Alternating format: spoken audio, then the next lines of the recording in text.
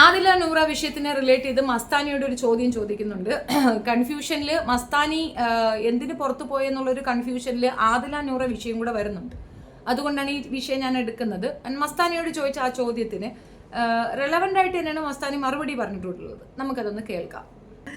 എൻ്റെ വീട്ടിലാണെങ്കിൽ ഞാൻ ഇങ്ങനത്തെ ആൾക്കാരെ കേട്ടില്ല. മറ്റേ ആദില നൂറിനെ പറ്റി പറഞ്ഞാൽ ഞാൻ കംപ്ലീറ്റ്ലി നിങ്ങളുടെ ഒരു ഇതിനെ റെസ്പെക്ട് ചെയ്യുന്നു. എല്ലാവർക്കും ഓരോ ചിന്താഗതി ഉണ്ടാവും. നിങ്ങൾക്ക് ഇങ്ങനത്തെ ഒരു സാധനം നോർമലൈസ് ചെയ്യുന്നതിൽ ഈ ഒരു LGBTQ കമ്മ്യൂണിറ്റിയോട് നിങ്ങൾക്ക് താല്പര്യമില്ല, നോർമലൈസ് ചെയ്യുന്നതിൽ നിങ്ങൾക്ക് താല്പര്യമില്ല. അത് നിങ്ങളുടെ സ്റ്റേറ്റസ് നിങ്ങൾ പറഞ്ഞു. നിങ്ങളുടെ വീട്ടിലാണെങ്കിൽ ഇങ്ങനെ ഒരു ആൾക്കാരെ നിങ്ങൾ കേട്ടില്ല, നിങ്ങൾ അവരുടെ വീട്ടിലും പോയില്ല, നിങ്ങൾ അവരോട് സഹകരിക്കില്ല. അങ്ങനെയാണല്ലോ. അല്ല, അതിലൊരു തിരുത്തുണ്ട്. എന്റെ വീട്ടില് കേട്ടില്ല എന്ന് ഞാൻ പറഞ്ഞിട്ടുണ്ടോ? പറഞ്ഞു. ഇല്ല, അത് ലക്ഷ്മി പറഞ്ഞു. ഇല്ല, ലക്ഷ്മി അത് പറഞ്ഞപ്പോൾ യു സെഡ് യെസ്. അവിടെ പറഞ്ഞു എന്നല്ല, ലാലേട്ടന്റെ എപ്പിസോഡിൽ ലാലേട്ടൻ എനിക്കാണെങ്കിലും പറ്റില്ല, എനിക്കത് നോർമലൈസ് ചെയ്യുന്നത്. നോർമലൈസ് ഞാൻ പറഞ്ഞു. ശരി, അവർ നോർമലൈസ് അങ്ങനെ ഒരു കാര്യം നോർമലൈസ് ചെയ്യുന്ന അല്ലെങ്കിൽ അവരുടെ വീട്ടിൽ പോവോ? ഇല്ല. പിന്നെ അവർ താമസിക്കുന്ന വീട്ടിലേക്ക് എന്തിനാ വന്ന്? മറ്റുള്ളവരെ ഞാൻ പറയില്ല. ബിഗ് ബോസ് ഹൗസിൽ അറിയില്ല, അവിടെ വന്ന് ബാക്കി കണ്ടസ്റ്റൻസിനൊന്നും ഇങ്ങനെ രണ്ടുപേരുണ്ടെന്ന് അറിയില്ല. ബട്ട് വൈൽഡ് കാർഡ് ആയ നിങ്ങൾക്ക് അറിയാം ഇങ്ങനെ രണ്ടുപേരും അവിടെ ഉണ്ടെന്ന്. അവർ താമസിക്കുന്ന വീടല്ലേ, നിങ്ങൾക്ക് അവരെ താല്പര്യമില്ലെങ്കിൽ നിങ്ങൾ എന്തിനാണ് വീട്ടിലേക്ക് വന്നത്? അവർ താമസിക്കുന്ന വീട്ടിലേക്കല്ല അവള് പോയത്. ആദില നൂറയുടെ വീട് മാത്രമാണോ അത്? എന്നാൽ നീയൊക്കെ ആദില നൂറയെ മാത്രം ഇവിടെ വെക്കടി. നീ എന്തിനാണ് ഇവരെ എവിടെ കയറ്റിയത്? നിങ്ങൾ അവർക്ക് താല്പര്യം ഉണ്ടോ ഇല്ല നിങ്ങൾ ചോദിച്ചോ? ആദില നൂറ അവിടെ ഉണ്ട്, നിങ്ങൾക്ക് താല്പര്യം ഉണ്ടോ എന്ന് ചോദിച്ചോ? എന്ത് ചോദ്യമാണ് ഈ ചോദിക്കുന്നത്? ഇത് തന്നെ മോഹൻലാലും ചോദിക്കുന്നുണ്ടായിരുന്നു. ആദില നൂറയുടെ മാത്രം വീടാണോ അത്? അത് ബിഗ് ബോസ് ഹൗസ് ആണ്. നിങ്ങൾ എത്രയോ കാര്യങ്ങൾ ചോദിച്ച് പറഞ്ഞ് ശരിക്ക് റെഫർ ചെയ്ത് ഇവരെ ഇന്റർവ്യൂ ചെയ്ത് അനലൈസ് ചെയ്ത് ഇവരെ മെഡിക്കൽ ചെക്കപ്പ് നടത്തി ഒരുപാട് കാര്യങ്ങൾക്ക് ശേഷം ഒരുപാട് കടമ്പകൾക്ക് ശേഷം ആ ഇതിനകത്തേക്ക് പാർട്ടിസിപ്പേറ്റ് ചെയ്യാൻ വന്ന പാർട്ടിസിപ്പന്റിനാണോ നിങ്ങൾ ഈ പറയുന്നത്? ആദില നൂറ മാത്രമാണോ ആ വീട്ടിൽ താമസിക്കുന്നത്? ആദില നൂറയുടെ വീടാണെങ്കിൽ ഞങ്ങളും കാണുന്നില്ല, ഞങ്ങൾക്കും ആ ഷോ കാണണ്ട. അവളുടെ പട്ടി ഷോ കാണാനല്ലേ ഞങ്ങൾ ഇരിക്കുന്നത്. അവിടെ ആദില നൂറയെ മാത്രം കാണാനിരിക്കുന്ന പ്രേക്ഷകരാണെന്നാണോ നിങ്ങൾ വിചാരിച്ചേ? ഞങ്ങൾക്ക് കാണണ്ടോ? നിങ്ങൾ തനിച്ചിരുന്ന് ഉണ്ടാക്ക്. അതെന്ത് വർത്തമാനം അത്? ആദില നൂറയുടെ വീടാണോ ഇത്? മോഹൻലാലും ചോദിക്കുന്നുണ്ടായിരുന്നു. എന്ത് അടിസ്ഥാനത്തില്? ആദില നൂറയുടെ വീടല്ലത്, ബിഗ് ബോസ് ഹൗസ് ആണ്. അവർക്ക് ഈക്വൽ ഇതാണ് പരിഗണനയാണ് കൊടുത്തിട്ടുള്ളത്. അവരവിടെ താമസിക്കുന്നെങ്കിൽ ആ വശത്തേക്ക് അവർ നോക്കുന്നില്ല, അതിനെ അവർ ഓവർകം ചെയ്യുന്നുണ്ടല്ലോ. നിങ്ങൾക്ക് എന്ത് അധികാരം മറ്റുള്ളവരുടെ പേഴ്സണൽ സ്പേസിലേക്ക് കയറാൻ? അവരുടെ പേഴ്സണൽ ചോയ്സ് ആണ്. ഞാൻ ഇന്നതേ കഴിക്കുള്ളൂ, ഞാൻ ഇന്നതേ സംസാരിക്കുന്നുള്ളൂ, ഓരോരുത്തരുടെ പേഴ്സണൽ ചോയ്സ് ആണ്. Who are you? എന്ത് ചോദ്യമാണ് ഈ ചോദിക്കുന്നത്? എനിക്ക് പേഴ്സണലി ഈ പറയുന്ന LGBTQ കമ്മ്യൂണിറ്റി, ഇപ്പോൾ ലെസ്ബിയൻ, ഗേ, ട്രാൻസ്ജെൻഡേഴ്സ്, അവരെ എനിക്ക് താല്പര്യമില്ല. ഇൻ ദ സെൻസ് അവരെന്താ മനുഷ്യന്മാരല്ലേ ആണ്. പക്ഷേ അവരെങ്ങനെ, ഞാൻ അത് അഭിഷേകിനോടും അഭിലാഷിനോടും ഞാൻ ഊഞ്ഞാലിരുന്നിട്ട് വളരെ ക്ലിയർ ആയിട്ട് പറഞ്ഞൊരു സാധനം അഭിലാഷ് എന്ന് പകുതിയെ പറഞ്ഞിട്ടുള്ളൂ. ഞാൻ പറഞ്ഞത് എനിക്ക് ഇപ്പൊ എന്റെ കുടുംബത്തിൽ ഇപ്പം എന്റെ സിസ്റ്റർ നാളെ ഇപ്പോൾ ഒരു ലെസ്ബിയൻ കപ്പിളായിട്ട് മാറുവാണെങ്കിൽ എനിക്ക് അക്സെപ്റ്റ് ചെയ്യാൻ ബുദ്ധിമുട്ടുണ്ട്. ബട്ട് നിങ്ങൾ അക്സെപ്റ്റ് ചെയ്യണോ വേണ്ടിയോ എന്നുള്ള നിങ്ങളുടെ പേഴ്സണൽ കാര്യമാണ്. അപ്പൊ ഞാൻ പറഞ്ഞത് നിങ്ങൾ അവരോടല്ലേ ചോദിക്കുന്നേ? പേഴ്സണൽ കാര്യമാണോന്ന് വെച്ചിട്ട് അവർ പേഴ്സണലി ഇവിടെ എടുത്തിട്ടുണ്ട്. അവളൊരു ഇതിന്റെ പ്രതിനിധി ഒന്നുമല്ല, ഒരു പേഴ്സണോടെയല്ലേ നിങ്ങൾ ആ ചോദ്യം ചോദിക്കുന്നത്. സോ ദേ ആർ ബോൾഡ് ആയിട്ട് പറയുന്നുണ്ടല്ലോ, ഐ ആം നോട്ട് ഇൻട്രസ്റ്റഡ്. എനിക്കും അംഗീകരിക്കാൻ ഒക്കത്തില്ല ലെസ്ബിയൻ കപ്പിളോ, അതെന്ത് വാഴയാണ്? എനിക്ക് അംഗീകരിക്കാൻ ഒക്കത്തില്ല, എന്റെ ചോയ്സ് ആണത്. എനിക്കിഷ്ടമില്ല, എനിക്ക് താല്പര്യമില്ല. എന്ത് ലെസ്ബിയൻ കപ്പിള്? ചില കാര്യങ്ങൾ നമുക്ക് വിരുദ്ധാഭിപ്രായമുണ്ട്, തീർച്ചയായിട്ടും ഉണ്ട്. ഇഷ്ടമില്ലെങ്കിൽ ഇഷ്ടമില്ലെന്ന് തന്നെ പറയും. ഓരോരുത്തരുടെയും കുടുംബത്തിൽ വരണം അത്. ആണും പെണ്ണും വിവാഹം കഴിക്കണം, മനസ്സിലായി? ആണും വിവാഹം കഴിക്കുന്നത്, പെണ്ണും വിവാഹം കഴിക്കണം. ഇതൊക്കെ നിങ്ങൾക്ക് ജനറലൈസ് ചെയ്യാൻ പറ്റുന്നുണ്ട്, നോർമൽ. മറ്റേത് നമ്മൾ അംഗീകരിച്ചു, ട്രാൻസ് വിഭാഗം. നിങ്ങൾ ഈ ഷോ സ്പെസിഫിക്കലി ഈ വിഭാഗത്തിനെ അഡ്ജസ്റ്റ് ചെയ്യാൻ അല്ലെങ്കിൽ ഇവർക്ക് അംഗീകാരം കൊടുക്കാനുമാണ് ഉദ്ദേശിക്കുന്നതെങ്കിൽ സമൂഹത്തിൽ ഇവർക്കെതിരെ വിദ്വേഷമാണ് നിങ്ങൾ ഇപ്പോൾ പ്രചരിപ്പിക്കുന്നത്. ഈ ഒരു വിഷയത്തിനെ നിങ്ങൾ സപ്പോർട്ട് ചെയ്തുകൊണ്ട് നിങ്ങൾ സമൂഹത്തിൽ വിദ്വേഷമാണ് പ്രചരിപ്പിക്കുന്നത് നിങ്ങൾ മനസ്സിലാക്കിക്കൊള്ളുക. ഇതൊരിക്കലും അംഗീകരിക്കാൻ എല്ലാവരെ കൊണ്ട് പറ്റും, നിങ്ങൾ തെറ്റിദ്ധരിക്കരുത്. എല്ലാവർക്കും ഇത് സാധിച്ചു എന്ന് വരത്തില്ല.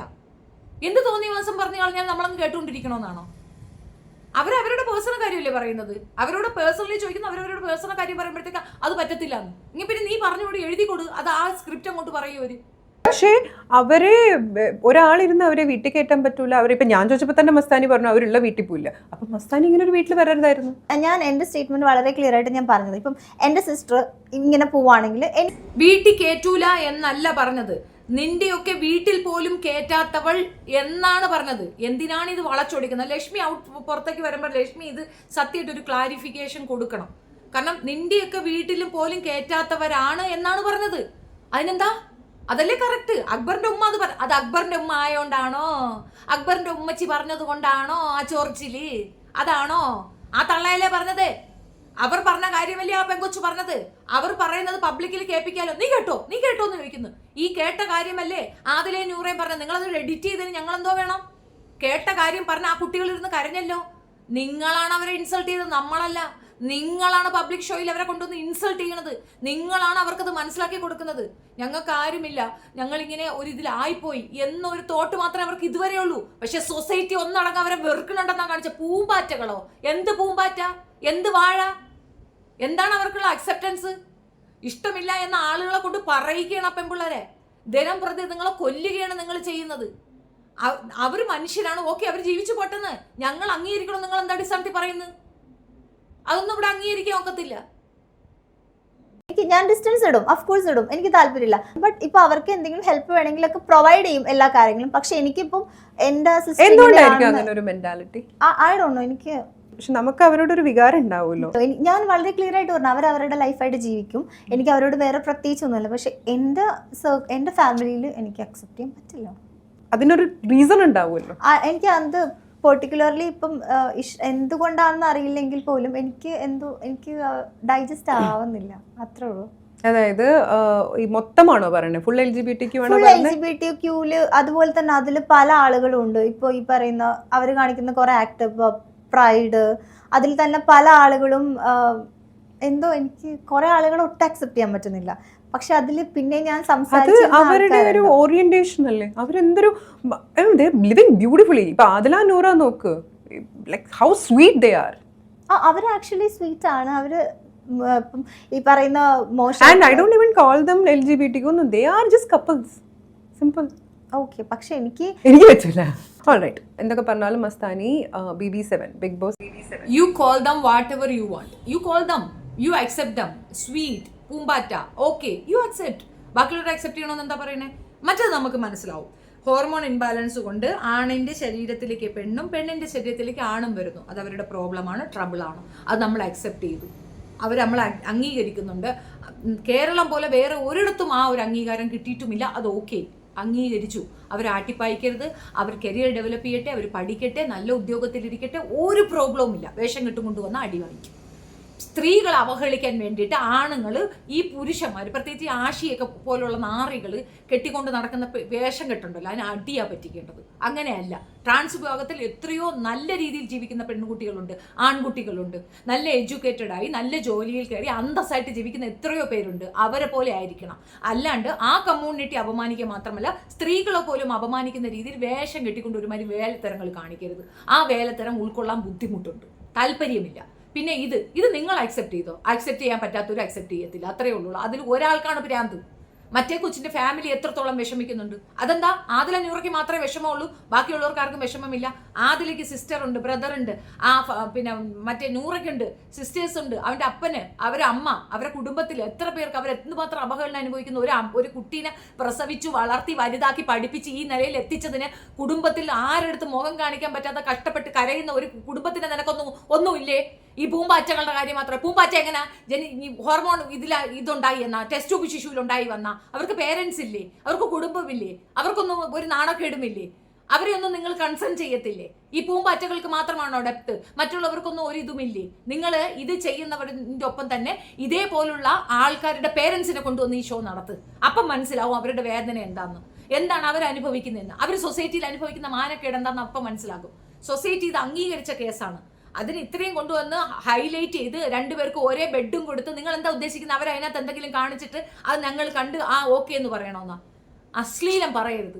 അവരായിക്കോട്ട്, അവർ ജീവിച്ചോട്ട്, ഒരു കുഴപ്പമില്ല. അത് ഞങ്ങൾ അംഗീകരിക്കണോ വേണ്ടെന്നുള്ളത് ഞങ്ങളുടെ തീരുമാനമാണ്.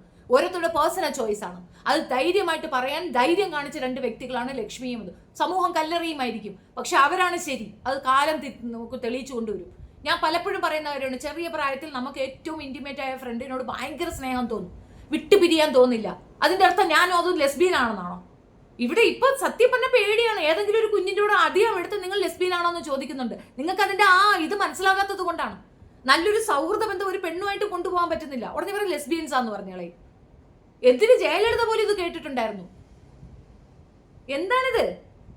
ഇത് കേൾക്കുന്നവർക്കുള്ള ബുദ്ധിമുട്ട് എന്താണെന്ന് അവരവർക്കല്ലേ, അനുഭവിക്കുന്നവർക്കല്ലേ മനസ്സിലാവുള്ളൂ. അത് പറയുമ്പോൾ ദേഷ്യപ്പെട്ടിട്ട് കാര്യമില്ല.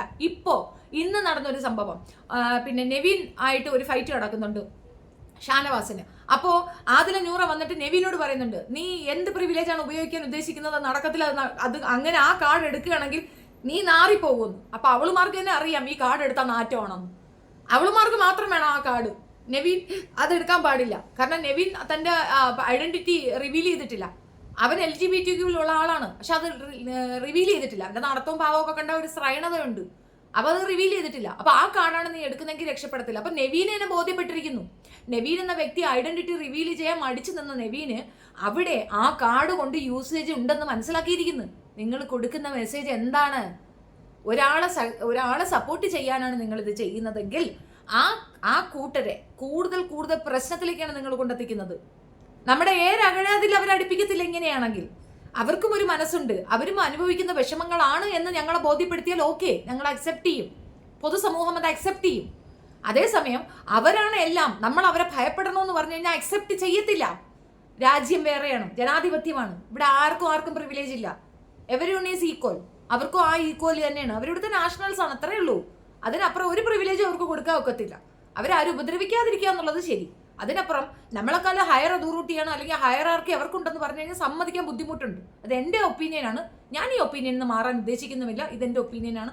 ഈ ഒരു വിഷയത്തിൽ ഞാൻ മസ്താനിക്കും ലക്ഷ്മിക്കും ഒപ്പം തന്നെയാണ്.